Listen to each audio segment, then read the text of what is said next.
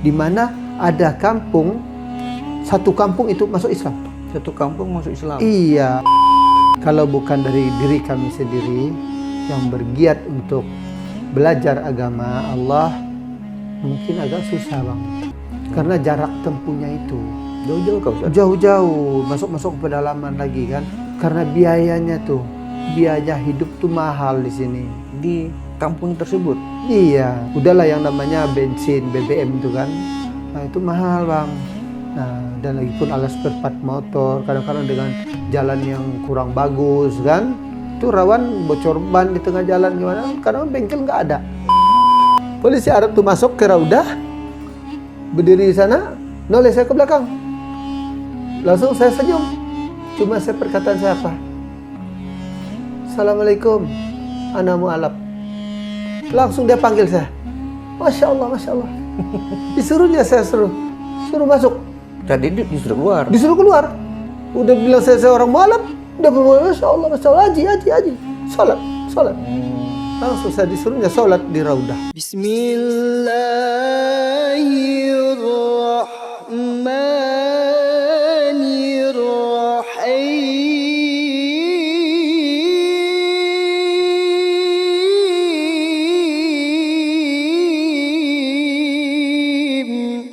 Assalamualaikum warahmatullahi wabarakatuh.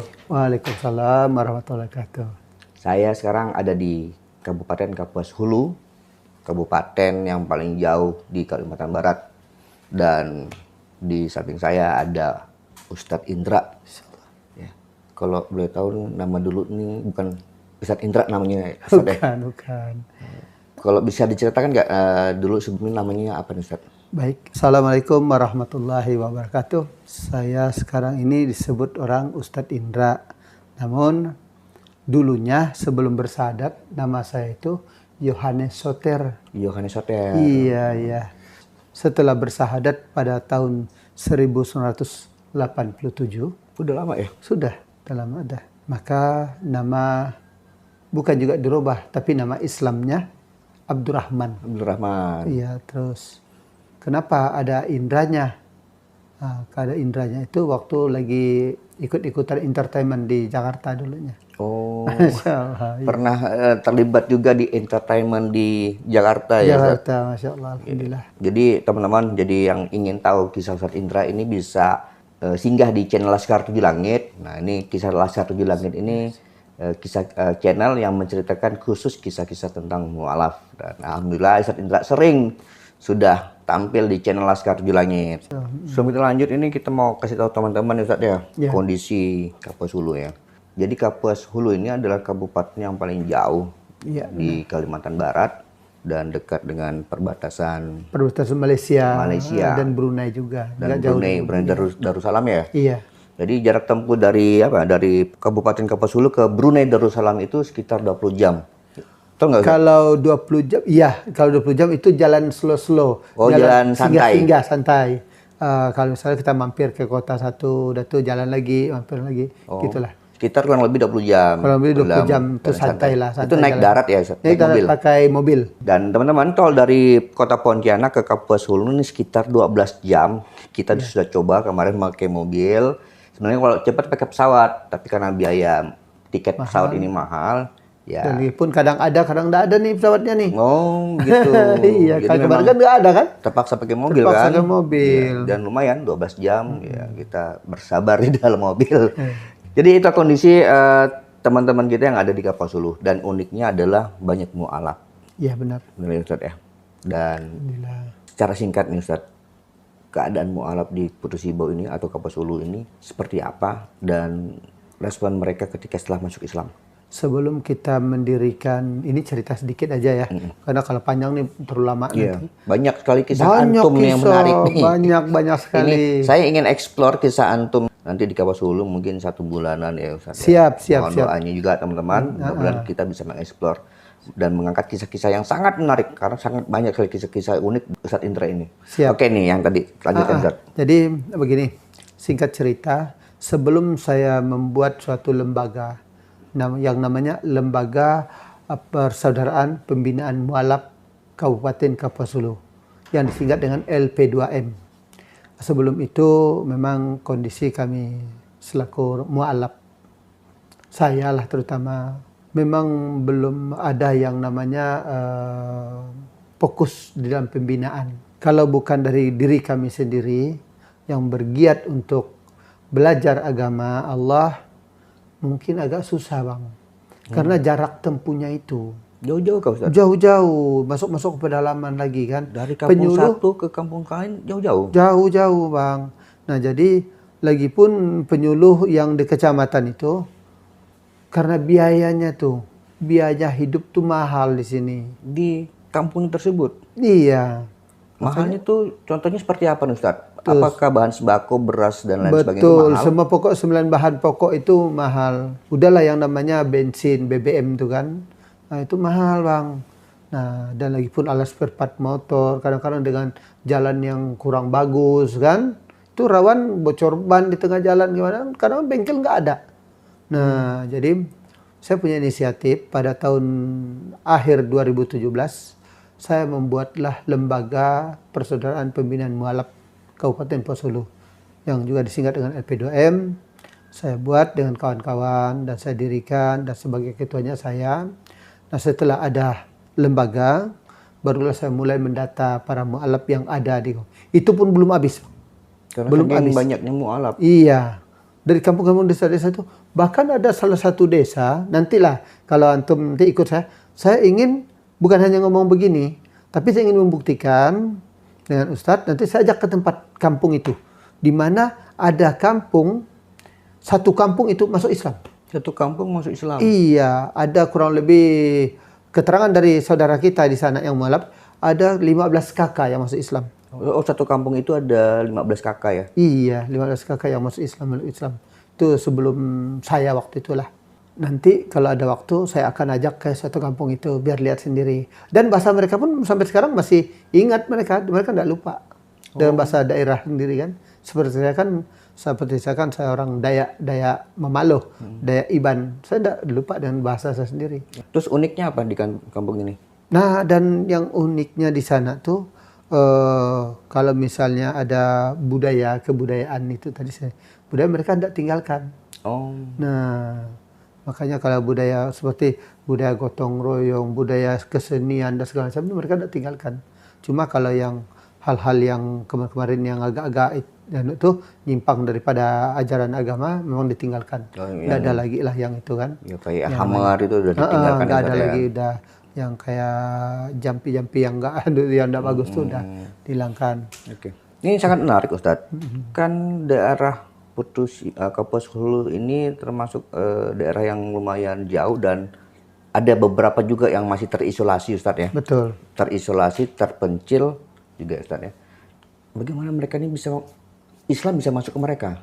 Kemarin itu seperti yang saya ceritain ini, yang salah satu desa yang saya pernah jalan, jarak tempuh dari kecamatan, itu pakai longboat, pakai speed 15 PK, 15 hek power. Berarti jalur air. Jalur air. Ada juga di darat bang, sebelumnya nih. Ini dulunya belum ada jalur darat. Ada pun jalur darat rusak, nggak bisa dilewatin, jangankan mobil, motor aja nggak bisa. Ada nanti, ada gambar saya tuh, waktu saya lagi pakai trail waktu itu kan.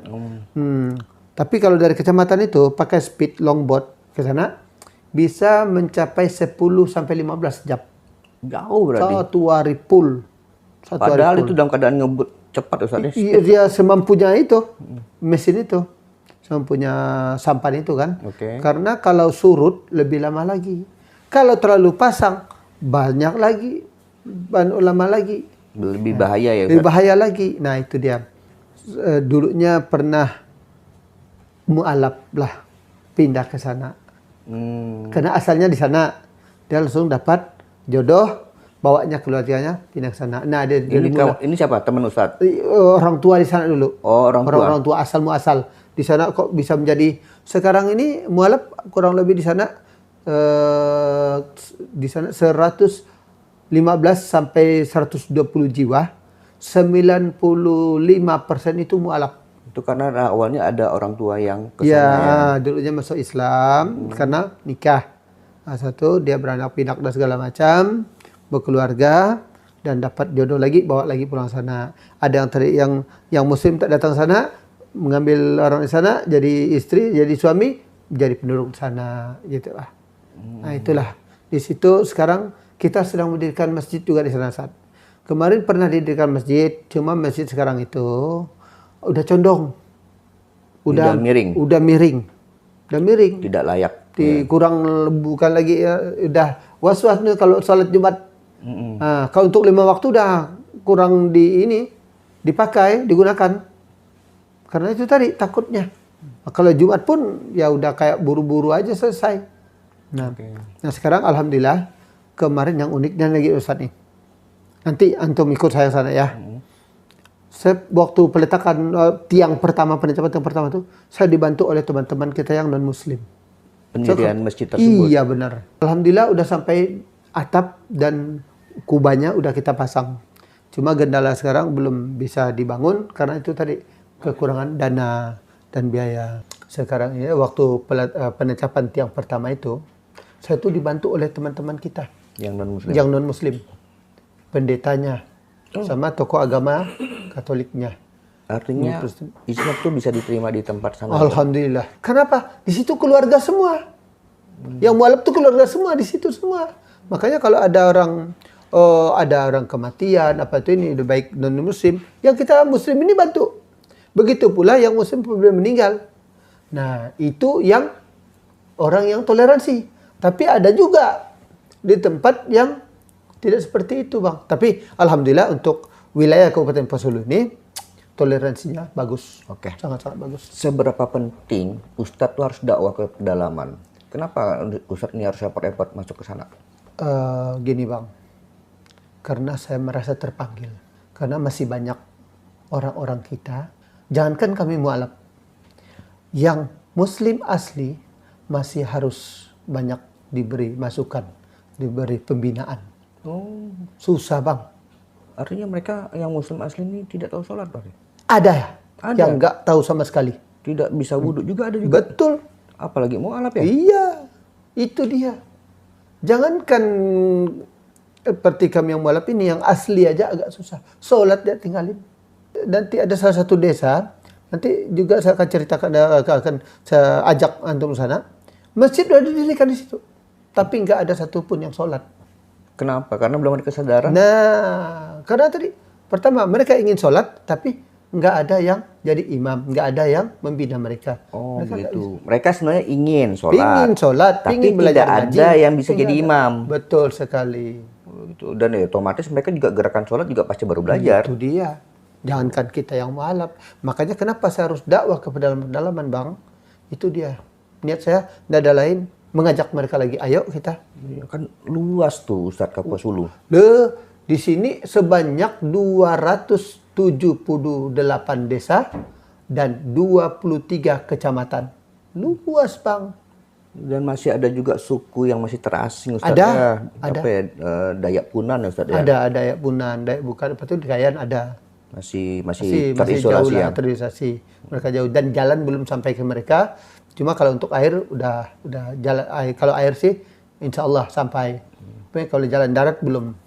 Nah, itulah kondisi teman-teman kita dan saudara-saudara kita di Kapuas Hulu, dan terutama perjuangan Ustadz Indra. Saya bayangkan ini berat, sangat berat.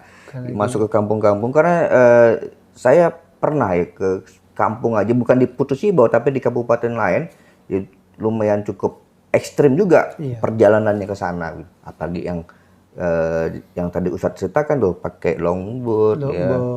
Motor, mobil nggak bisa lewat. Udahlah, mobil nggak bisa lewat, motor aja bisa amblas. Karena ininya tadi jalannya udah dalam banget. Nah, jadi masih banyak lah, masih banyak. Kan yang lebih uniknya bahkan justru teman-teman saudara kita ini sangat semangat ya untuk belajar agama Islam ya Ustadz ya. Iya. Ustadz Indra kan ini berada di Kapuas Hulu Ustadz ya. Mungkin bisa diceritakan secara singkat kegiatan Ustadz Indra kepada teman-teman Ahbab Store. Kegiatan Ustadz Indra di Kapuas Hulu ini apa sih Ustadz? Sahabat yang baik, di sini di Kapuas Hulu saya kegiatannya sehari-hari dakwah. Dakwah itu kadang-kadang ke pedalaman juga. Tapi banyakkan ke pedalaman sih Ustadz. kebanyakan ke pedalaman kita. Nah, namun sekarang ini saya masih aktif di pinggir kotanya, kurang lebih 11 kilo dari kota Putu Sibonya. Dari kota kabupatennya ya? Iya, dekat kotanya. Cuma udah pindah ke desa. Nah, tempat yang di mana desa itu namanya Desa Sibaulu. Di situ saat ini saya sedang membangun bangunan berbentuk Ka'bah. Maka disebutlah bangunan Baitul Quran Ka'bah At-Taqwa Kapuas Hulu.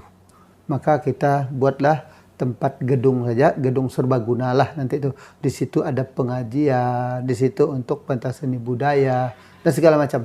Yang bentuknya seperti Ka'bah ya? Iya, berbentuk Ka'bah dan ukurannya pun enggak terlalu sesuai dengan yang di Ka'bah yang sebenarnya, kurang lebih 12 lebar, panjang 12, tingginya pun 12. Sekarang udah kita gunakan kurang lebih udah sebanyak 20 kali sholat Jumat. Loh, kenapa ada sholat Jumat di bangunan Ka'bah? Karena masjid yang lama itu udah dibongkar. Kenapa dibongkar? Karena tadi kurang biaya. Udah enggak bisa layak pakai lagi. Begitu. Makanya kita dibongkar oleh warga dan termasuk saya juga kemarin karena kurang layak pakai, kapasitasnya pun kecil. Sekarang alhamdulillah kita samakan dengan tanah yang ada di area Baitul Quran Ka'bah itu, kita tambah lagi 15 meter kali 50. Kita tambah tanah untuk pembangunan masjid yang baru. Udah sampai kerangka, sudah sampai tiangnya aja sih. Itu ukuran kurang lebih 21 kali 21. Di bangunan Ka'bah itu, Ustaz, saya cerita sedikit, walaupun belum benar-benar jadi seperti jendelanya, seperti kita lihat tadi kan, di situ apabila hujan, basah, kuyup di dalam, sejadah habis basah. Karena apa? Karena belum ada jendelanya. Hujan kan masuk gitu kan. Walaupun demikian, kami dengan para mu'alaf yang lain yang ada di sekitar itu tetap melaksanakan pengajian setiap malam Senin sampai malam Kamis. Kalau waktu tarawih kayak gini, ini bulan puasa gini nih, insya Allah tadarusan setiap malam. Ramai? Ramai, Masya Allah. Ada enggak kisah unik Ustadz ketika pertama kali pergi ke Tanah Suci? Masya Allah. Setelah saya mendirikan suatu lembaga, awal tahun 2018, saya mendapat hadiah nih. Hadiah dari pemerintah daerah. Kami ada 3 orang sekaligus mu'alaf. Dan benar Bang, sangat-sangat banyak yang unik. Salah satunya gini Bang. Waktu itu saya pernah pingin sekali sholat di Raudah, di tempatnya Rasulullah. Kami ada kesempatan ke sana, tapi orang ini dah ribuan manusia. Udah berdesak-desakan, pingin sholat sana. Hampir ada kecewa juga sih, putus asa. Karena udah tidak mampu ke sana kan. Tidak mungkin orang sebanyak itu. Gimana kita mau nerobos, orang lagi sholat. Gimana kita mau berjalan ke sana kan, nggak ada sopannya. Nah, jadi waktu mau sholat zuhur, semua jamaah nih disuruh keluar dari kawasan Raudah tadi itu. Nah, dan itu udah dipasang oleh polisi tali untuk supaya jangan sampai ada yang masuk ke tempat Raudah itu lagi. Keluarlah kami jamaah ini tadi, jamaah umroh, banyak tah berapa ratus berapa ribu orang tuh keluar minggir tempat lain. Cuma terpanggil saya nih dengan melewati makam Rasulullah. Saya sambil meneteskan air mata, ya Allah, Assalamualaikum ya Rasulullah, nangis saya. Terus sampai keluar, polisi yang tadi itu balik lagi, polisi Arab. Saya ikut di belakang dia, ikut polisi Arab tuh. Polisi Arab tuh masuk ke Raudah, berdiri di sana, noleh saya ke belakang. Langsung saya senyum. Cuma saya perkataan saya apa? Assalamualaikum, ana mu'alaf. Langsung dia panggil saya. Masya Allah, Masya Allah. Disuruhnya saya suruh masuk. Tadi disuruh keluar? Disuruh keluar. Udah bilang saya orang mu'alaf. Udah bilang, Masya Allah, Masya Allah, haji. Sholat. Langsung saya disuruhnya sholat di Raudah. Dengan sendiri saya, ini orang di luar nih, pada liatin aja. Kenapa dia sendirian aja di sana? Dengan seenaknya aja saya sholat dah. Di Raudah tuh, bersujud dengan nangis, ya Allah, ya Rabb. Itu dulu rasa, Hanya dengan menyebut saya mualaf itu saja saya dimudahkan. Itu benar-benar luar biasa sampai sekarang saya ingat. Kejadian yang sangat spesial tuh Ustaz ya. Spesial banget. Dan yang kedua ini lagi ini. Ada budak kecil, anak kecil nih. Iya. Menghalang-halangi orang jangan sampai melintas maknya. Oh. Lagi ngadap Ka'bah. Maknya lagi sholat, orang kan pada banyak nih, lalu lalang nih. Nah, cuma budak tuh nahan orang yang lewat, jangan sampai ngelangkain maknya, jangan sampai lewat di depan maknya. Saya terpanggil nih, saya bantuin, saya bantu juga menghalang-halangi jamaah yang ingin lewat maknya tadi itu. Setelah itu bang, apa yang terjadi? Selesai maknya, selesai sholat, dia dengan senyum melihat saya. Ketika saya angkat takbir, Allahu Akbar. Ini ada berapa banyak laki-laki besar tinggi semuanya. Berdiri ngelilingi saya, menjaga saya sholat. Bang. Masya Allah. Di depan Ka'bah. Allahu Akbar. Banyak, berarti banyak orang yang Iya, Ustaz ya? betul. Ternyata segala perbuatan yang baik ini bang, langsung dibalas Allah. Ada juga ini sifat jahilnya saya nih, nggak hilang-hilang nih nakalnya saya nih. Lagi tengah jalan nih, tengah jalan ada teman saya di depan, dia jalan, kakinya ini saya senggol dikit. Nah, kawan saya dari belakang, bukannya kuat tuh bang, senggol gak dikit kakinya, udah senggol dikit, noleh dari belakang. Mau tahu apa yang terjadi dengan saya? Apa? Ada emak-emak dari belakang. Langsung dia nyepak kaki saya, sepaknya kaki saya. Dibalas kontan bang. Padahal saya cuma main-main aja bang. Nah, bukan serius tuh. Okay. Nah, tuh dibalas. Nah itu, udah 3 kejadian. Keempat lagi nih bang. Keempat. Saya ada bawa teman. Sama-sama ingin mencium Hajar Aswad. Ibaratkan seperti berenang di tengah lautan. Ngajak teman tuh. Nggak nyampe-nyampe bang. Sampai 3 kali saya coba. Tarik. Ayo kita jalan. Nggak nyampe-nyampe bang. Dah tuh udah lepas. Lalu saya minta pada Allah. Ya Rab, mudahkan saya untuk mencium Hajar Aswadmu. Andai pun hidungku tak sampai. Sampaikanlah tanganku untuk menyentuh Hajar Aswadmu. Allah kabulkan bang. Allah kabulkan. Dipermudah Ustaz. Dipermudah. Ya Ustaz cerita tadi sholat di Raudah, Ustaz juga dipermudah. Ya kira-kira ada amalan apa nih yang bisa jadi motivasi dan inspirasi bagi teman-teman yang lain? Baik, saya ada cerita nih banyak kalau saya ceritain bang. Banyak hasilan. Tapi intinya gini, saya mulai dakwah. Saya mulai dakwah pada tahun 2000. Selama saya mengajar 2017 tuh udah kurang lebih 17 tahun. Tanpa ada yang tahu dengan saya apa yang saya lakukan dakwah. Saya dakwah sambil berniaga bang. Itulah tadi masuk pedalaman, ketemu dan itu, ayo kawan, antum kan Islam, jangan tinggalkan sholat ya, belajar yo. Aduh kami tidak ada begini. Aduh gimana kami ini gini. Banyak alasan yang sibuk beladang lah, tidak sempat belajar lah begini gitu. Nah itulah. Terus dan saya suka sholawat. Saya suka sholawat dan saya suka berbuat baik tanpa minta imbalan dari orang itu. Kalau saya menolong orang, saya tak pernah minta imbalan atau berharap pemberian darinya. Kalau udah ngasih kita terima, enggak pun enggak apa-apa. Saya senang, ada rasa kepuasan apabila saya sudah bisa berbuat, bisa membantu orang lain. Walaupun sekecil apapun.